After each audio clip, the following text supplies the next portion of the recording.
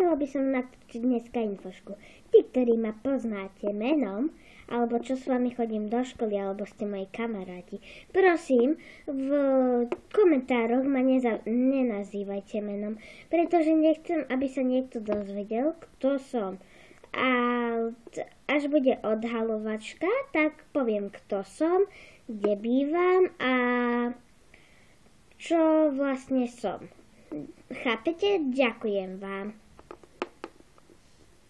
No, keď už tak my sa voláme všetci LPS. Sme pod jedným menom a tá skupina, to meno sa volá LPS Angela. Chápete? Ďakujeme. A oslovite nás LPS Angela, teda našu majiteľku.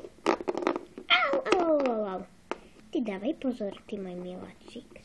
Dobre. Ahojte, prosím, ja som Mička a toto sú moji rodičia Mička a Mijan.